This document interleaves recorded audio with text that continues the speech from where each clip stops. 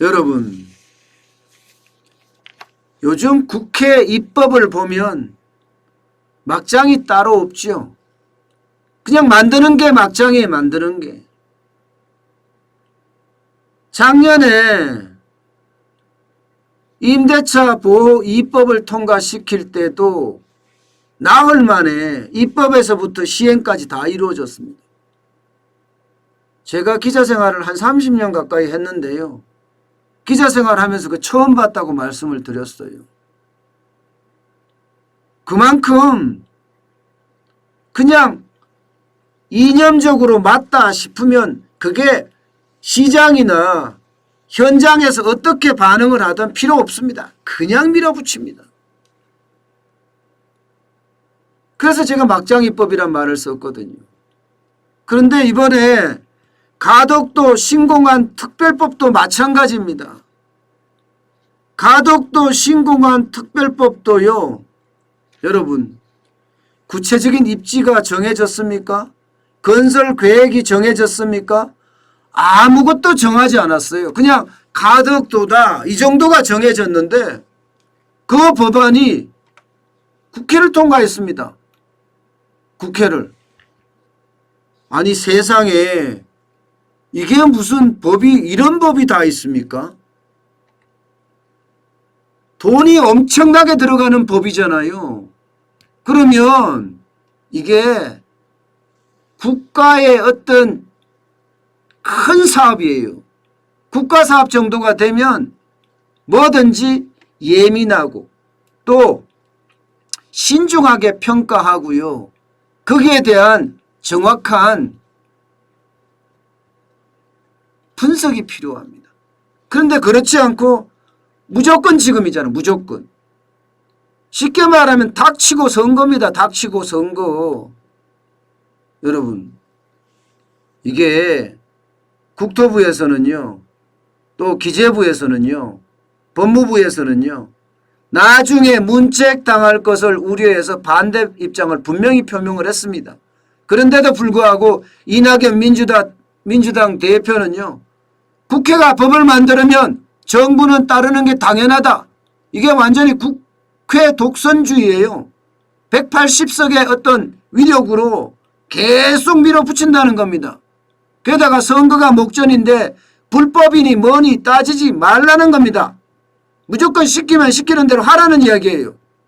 세상에나 이런 게 어디 있습니까? 공항이나 항만이나 도로 SOC라고 하잖아요. 사회 기반 시설을 만들 때는요. 정부가 사전에 타당성 조사도 하고요. 거기에 대한 예비 타당성 조사도 하고요. 그러면서 실시 설계도 하고 이렇게 순차적 절차적으로 시행을 해야 합니다. 그런데 지금 가덕도법은요. 섬이에 특정 어느 지역에 어떤 방식으로 공항을 지을지 변변한 그림조차도 없습니다. 그림조차도 없는데 통과가 된 거예요. 통과다. 지금 국토교통부에서는 28조 원이 들어갈 거다 이렇게 예상을 했죠. 28조 원이. 그런데요. 이게 섬 위에다가 공사를 하잖아요. 섬 위에다가. 예. 보시는 것처럼 부산에서 부산 강서구에서 또는 이 섬 위에다가 건설을 합니다. 어떻게 건설하겠다. 이거 제대로 아직 안 잡혀 있어요. 섬 위에서 건설한다는 건 이것은 어쩌면 굉장한 난공사가 될 수밖에 없습니다. 난공사면 이게 28조가 아니라 40조가 들어갈지 50조가 들어갈지 아무도 모릅니다. 오죽했으면 경실련에서요. 예, 경제정의실천연합 시민단체입니다. 경실련에서 만국입법이라고 했겠어요. 만국입법. 만국입법이라고 이야기할 정도로 이게 얼마나 돈이 들어갈지도 모른다는 겁니다. 아니 4대강 사업보다도 훨씬 많이 공항 하나 짓는데 4대강 사업보다도 훨씬 많은 돈이 들어가는데 이것을 예비타당성 조사도 안 하고 혈세를 막 쏟아 붓겠다는 이야기입니까? 혈세를? 저는 이런 게 이해가 안 돼요. 이런 게 이해가 안 돼요. 여러분, 이 법은요, 심지어 말입니다. 군사시설보호법, 물환경보전법, 하천법, 하수도법, 농지법 할 것 없이 31개 법에 각종 인허가를 받아야 되는데 이 승인 절차도 건너뛰었습니다. 이럴 수 있을까요? 예를 들어서 가덕도 일대는 군사시설보호구역으로 지정되어 있습니다. 그러면 국방부의 심의를 받아야 돼요. 이것도 안 받을 수 있습니다. 환경부에서는 폐수 배출 시설 허가 절차가 있습니다. 산림청에서는 보전산지 해제 절차라는 게 있어요. 이런 거 다 필요 없다는 거예요. 닥치고 가덕도 신공항 그야말로 무조건 밀어붙이자 이런 얘기입니다. 이런 황당한 경우가 도대체 어디에 있답니까? 여러분, 수도권 신공항을 지을 때도 말입니다. 1969년부터 시작을 해서 1983년까지 세 차례에 걸쳐서요, 사전 타당성 조사를 했습니다. 그리고 1989년에 정부의 추진위원회가 구성이 되고 4차 타당성 조사 끝에 기본계획을 짰습니다. 그리고 전체적인 22개 사업장 중에 예비 후보지를 정하고 1990년대야 비로소 영종도에 이걸 만들면 되겠다 하는 특별법을 제정을 한 거예요. 그러면 얼마나 걸린 거예요? 1991년도에 정해졌으니까요. 1969년부터 시작했던 국책사업이니까. 이게 정상적인 국책사업이에요. 아무리 정권이 선거에 목을 맸다 하더라도 이거는 아니라는 거죠. 이거는 아니라는 거죠. 그런데 진짜 웃긴 거는 여러분 보세요. 여야 할 것이 없습니다. 여야 할 것 없이 전부 다 반대가 33명밖에 안 돼요. 그러니 국회가 표결로 그냥 밀어붙입니다. 그러니 이대로 계속 간다면 가겠죠. 원칙이나 절차는 다 무너지고 아마 초대형 국책사업이 이렇게 김해공항에서 가덕도 공항으로 번복되는, 그리고 돈이 가장 많이 들어가는 최악의 사례가 될 거다, 이렇게까지 이야기하고 있습니다. 최악의 사례가. 아니, 정부는 선거 때문이 아니라고 이야기를 해요. 그런데 선거 때문이 아니면 문재인 대통령은 가덕도에 왜 갔을까요? 지도선을 타고 가덕도까지 갔잖아요. 이것은 뭐예요? 이것은 부산시장 선거에서 무조건 이기겠다는 거예요. 결국 닥치고 선거가 맞잖아요. 여러분, 오거돈 부산시장이 왜 낙마를 했습니까? 왜 사퇴를 했냐고요?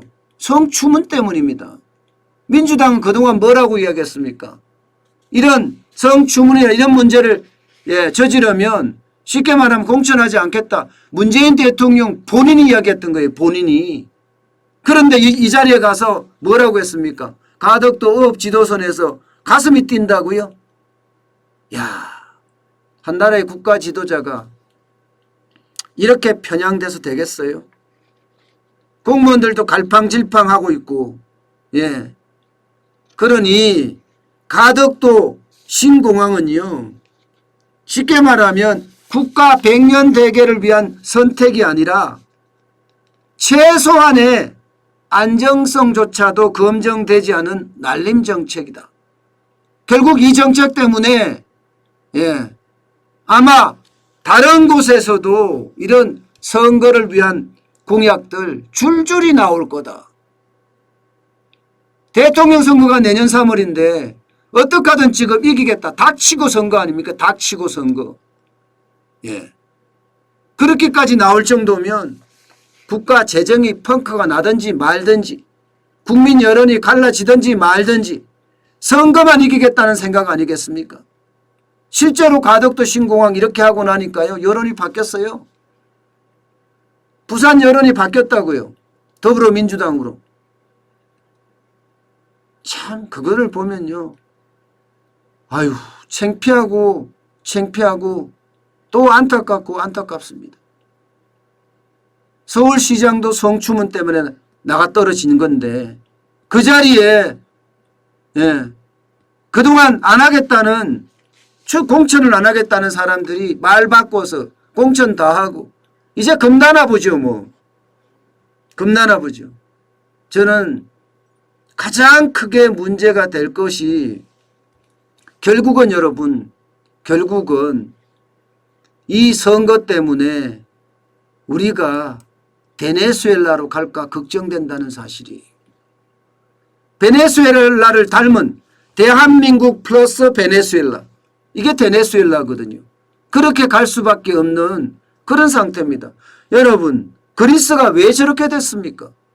왜 그렇게 됐습니까? 국가 회계까지 조작을 하면서 좌파 정부가 계속 이어가면서 나라가 망조가 된 겁니다. 망조가. 베네수엘라 뭐 당연한 거 아니겠어요? 아르헨티나도 비슷합니다. 지금 대한민국이 올해 내년 3월에 대통령 선거, 내년 6월인가요? 지방선거 이런 것들이 다 겹치면서 말입니다. 곡간이고 죄송합니다. 그냥 쓰겠습니다. 곡간이고 나발이고 필요 없습니다. 그냥 막 퍼주자는 거예요. 나라가 무너지는지 모르고 말입니다. 저는 그게 무섭습니다. 그렇게 퍼주면 표를 찍어주니까 말입니다. 도대체 대한민국이 어디로 가려고 하는 건가요? 대한민국이. 오죽했으면 경실련, 경제정의실천연합, 경제정의실천 시민연합 이 시민단체가 정치집단의 망국입법이라고까지 맹비난했겠습니까? 정치집단의 망국입법. 저는요. 우리 국민이 진짜 깨어나야 돼요. 예. 저는 깨어있다고 생각을 하는 사람이기도 한데요. 지난 4.15 총선 때 보니까 그냥 막 밀어주더라고요. 도대체 언제까지 이렇게 해서 우리 국민이 선택해서 결국은 그렇게 간다면 저는 그것도 팔자라고 생각을 해요. 그렇지만 저라도 제가 유튜브를 하면서 경제가 도대체 어떻게 돌아갈 것인지 저렇게 하면 어떻게 대한민국이 침몰해야 될 것인지 정확히 알려줘야 할 것 같아서 저는 이렇게 아침부터 뭐라고 이야기해야 돼요? 피를 토하는 심정으로 이야기하고 있습니다.